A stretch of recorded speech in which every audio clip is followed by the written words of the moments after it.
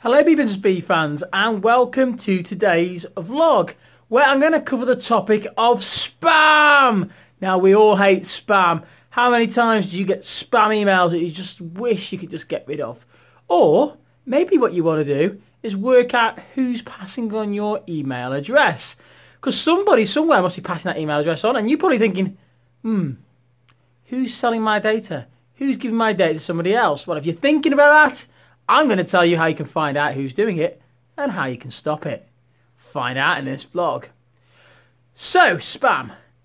You might be thinking, how can I stop it? What can I do about it? Well, if you're a Gmail user, you're in luck. I'm going to explain why. Google have this brilliant feature where you can give everybody you want a different version of your email address. Now, you're probably thinking, how stupid is that? I just want to use my email address. Well, let's assume your email address is name@gmail.com. So if your email address is name@gmail.com, you can actually add to that. Using the plus sign, so you go name plus, and add anything you want, numbers or letters. So let's say name plus vlog, right, @gmail.com. That'll still go to my inbox. That comes to me. My name plus whatever I write at the end. It's got to have name plus, and whatever I write comes to my inbox. Now, well, how I can use that to stop spam is I can give everybody I give my email address to a different version of my email address. So let's assume that I give very special people like Mr. Hardman a special version of my email address. So I have name plus Hardman @gmail.com. Now, I know that every email that comes from name plus Hardman @gmail.com must be from Mr. Hardman. If it comes from somebody else, that means he must have passed that version of that email address on. So I'm able to work out where it's gone to.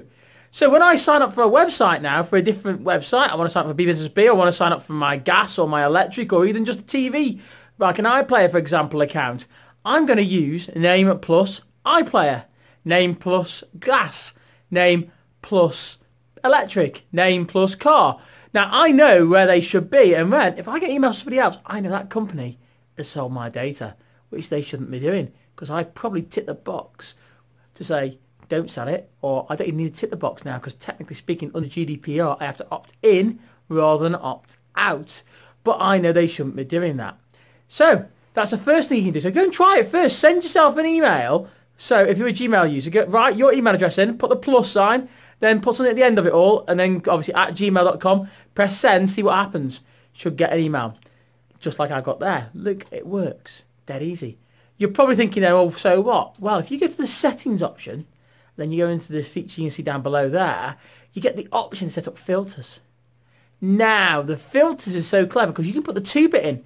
So you can set up filters for the certain person who's got that account.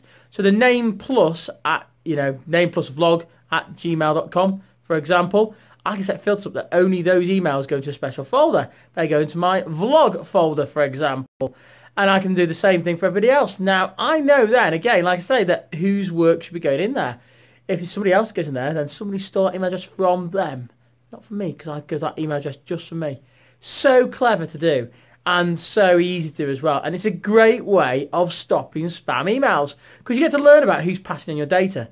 If people are passing on your data and you haven't given permission, that's a breach of the GDPR regulations. Now, as a result of that, every company should have a data protection officer. You need to make your complaint there. Given the fact that you've used this lovely little trick, you've got a great way of being able to justify that, yeah, they must have passed that data on. They've been a little bit naughty. So clever, so effective, and it's been hidden away in Google for so many times. I learnt it when somebody else told me about this. She's a bit of a geek, to be quite honest, and I thought, how can I share such great knowledge with you? So hopefully, give it a try. I'm assuming that everybody who's watching this video now who's got a Gmail account is thinking, wow, that's amazing, because that's what I did as well at the first time. And remember, until next time, make sure you keep buzzing.